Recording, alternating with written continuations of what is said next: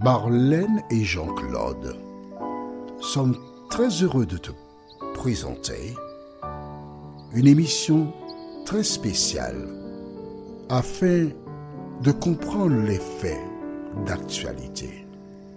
Merci pour ta fidélité. Merci d'être encore là afin qu'ensemble nous puissions voguer dans la connaissance de la parole de Dieu. Le thème de ce jour est le rapport. Nous lirons du livre de Exode chapitre 4, versets 29 et 30, mais nous lirons aussi au même chapitre 4, les versets 10 à 16.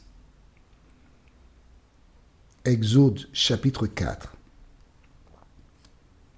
les versets 29 et 30, et Exode chapitre 4, versets 10 à 16. Avant d'aborder le thème, recherchons le Saint-Esprit, car c'est lui qui nous conduit dans toute la vérité. Prions. Notre Seigneur et notre Dieu, nous te bénissons pour le bonheur de te connaître, l'assurance que tu te tiens près de nous et tu prépares tout d'avance pour tes enfants.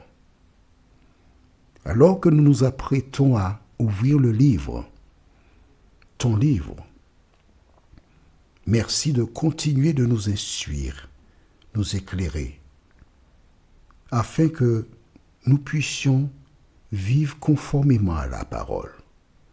Cette grâce, nous te la réclamons au nom de Jésus pour ta gloire éternelle.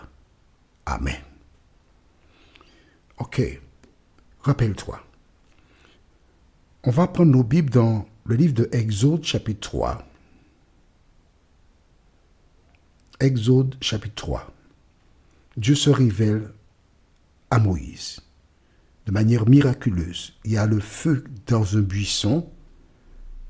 Il s'approche pour comprendre le phénomène et Dieu, il entend une voix lui dire « ôte tes chaussures de tes pieds parce que la terre sur laquelle tu te trouves est une terre sainte. » Il obéit et il regarde.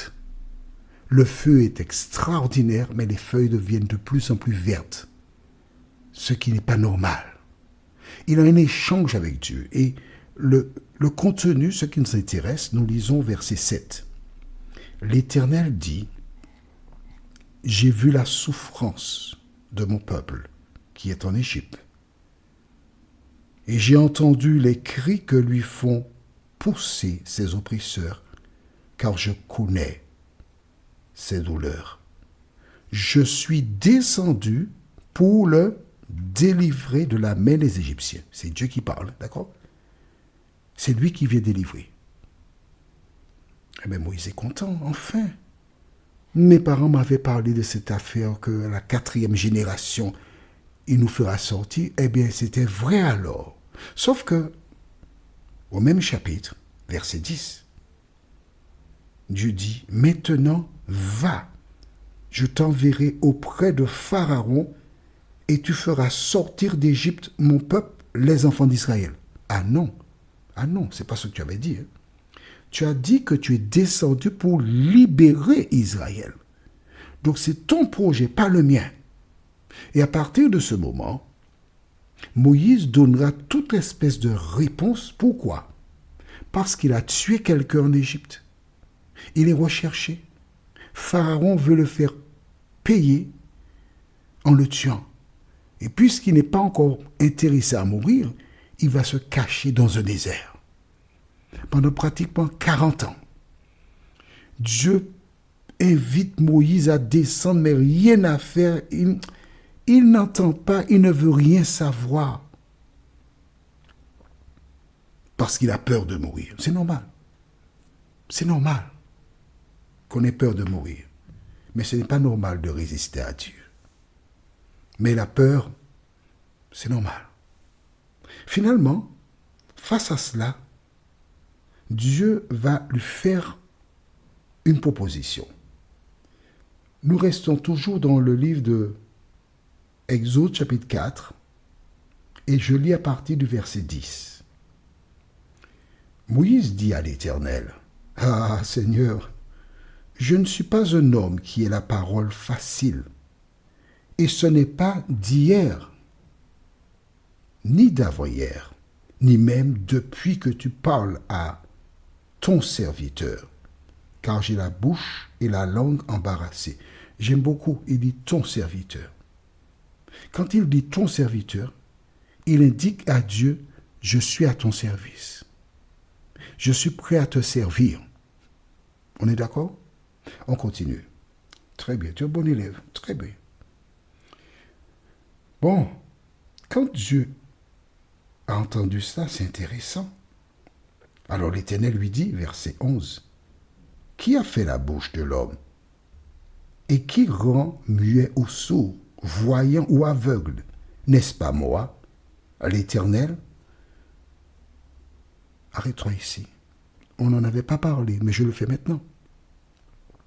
Il pose la question, n'est-ce pas moi qui est-ce? L'Éternel. Il n'a pas dit je suis. Il n'a pas dit le rocher. Il a dit l'Éternel. L'origine en hébreu dit l'Éternel. Il n'y a pas d'autre chose que l'Éternel.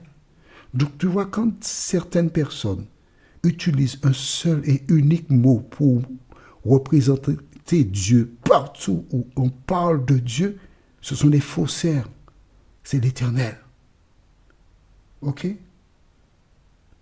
Alors je reprends le verset 11. L'Éternel lui dit, « Qui a fait la bouche de l'homme et qui rend muet ou sourd, voyant ou aveugle? N'est-ce pas moi, l'Éternel? Va donc, et je serai avec ta bouche, et je t'enseignerai ce que tu auras à dire. » Moïse dit, « Ah, Seigneur, envoie qui tu voudras envoyer. » Hein? Alors la colère de l'Éternel s'enflamma contre Moïse, et il dit, « N'y a-t-il pas ton frère Aaron, le Lévite? Je sais qu'il parlera facilement. Le voici lui-même qui vient au-devant de toi, et quand il te verra, il se réjouira dans son cœur. Tu lui parleras, et tu mettras les paroles dans sa bouche. Et moi je serai avec ta bouche et avec sa bouche, et je vous enseignerai ce que vous aurez à faire. Il parlera pour toi au peuple, il te servira de bouche, et tu tiendras pour lui la place de Dieu. » On s'arrête ici. Voici le programme, voici le projet, voici comment nous ferons. En quelque part, tu vas dépendre d'Aaron. C'est lui qui s'exprimera, mais il dira les choses que toi tu lui diras. Un tandem, une équipe complémentaire. C'est bon? Alors, qu'est-ce qui se passe? Nous avons vu récemment qu'effectivement Dieu a dit à Aaron, va au-devant de Moïse. Et quand il le rencontre, il est content, il s'embrasse tout. Et Aaron entend le rapport de Moïse. Ce que Moïse dit. Quel est le rapport? Nous lisons dans Exode 4, versets 29 et 30. Exode 4, versets 29 et 30 déclare: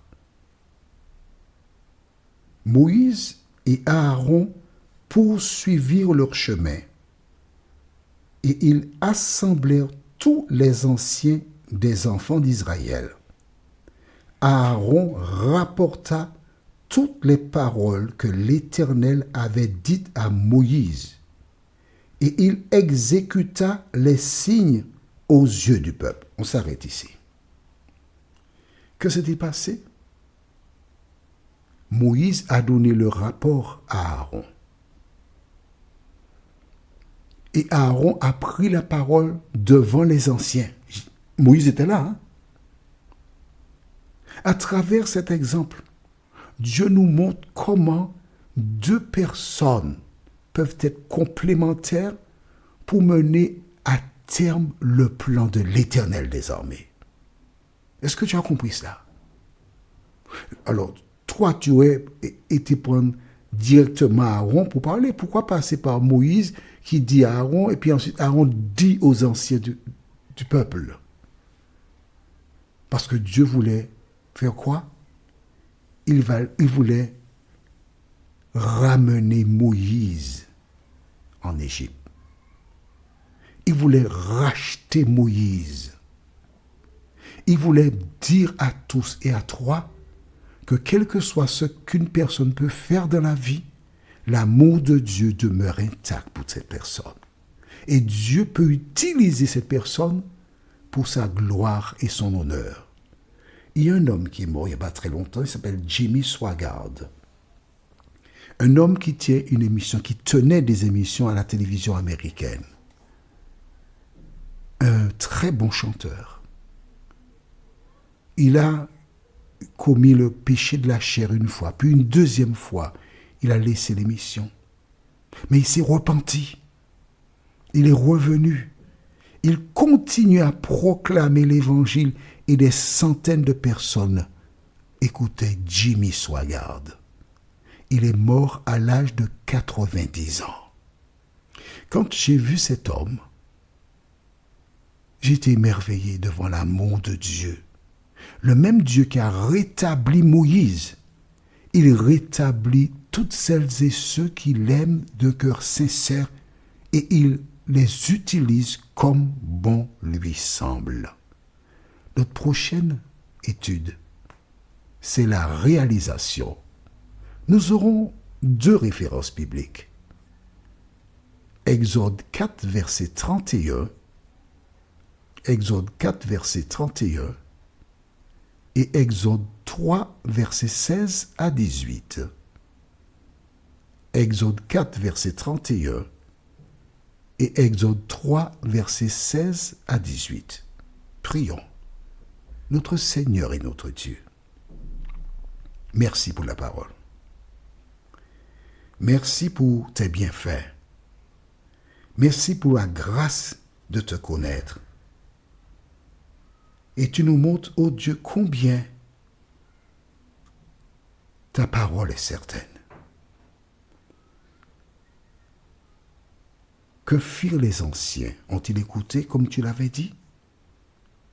C'est ce que nous découvrirons, Seigneur. Mais en attendant, aide-nous à ne pas nous poser des questions, mais à obéir à ta voix, nous t'en prions. Au nom de Jésus et pour ta gloire éternelle. Amen. Que l'Éternel continue de te bénir et il me tarde de te retrouver.